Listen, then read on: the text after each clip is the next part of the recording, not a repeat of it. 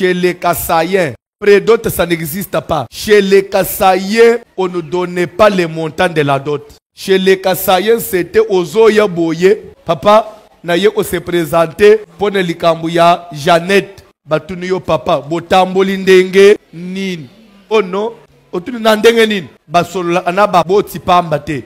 Yebise biso ndenge nini botamboli. So o cheka lobo ona poche. Obimisa te $10. Oh papa, $10 yango bomela masanga. Ba yebisi yo OK. Tozui mwasa omiyayo obaliye. Pe ba ici proverbe ezolo bete kubuku nkudiyala. Ça veut dire que et pas babokilo eza poubelle. Omoni poubelle no ya sima yanda. Soko bwa isalite na tongo. Eke na moyo lambe osusu salite ko bwa awapi okenda akuni. Na po osusu okombolinda okobwa awapi. Pour dire que et pas babokilo ata upesi lelo muke. Lobi soki tobeli ko salisa biso. Soki toza na matanga okoso omimwana nebiso okoyaka. C'est pourquoi les baluba ne donnaient pas la facture de la dot. Ils prenaient tout ce que l'homme donnait.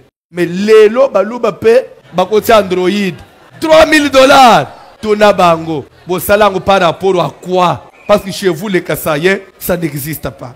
Et le koso elandi bikolo nyonso nzamba voici l'homme yele biso na kombi sombele biso de moto na groupe électrogène po bo ilona banda ko tele TV so ikura ezate na mona makambo na mukili.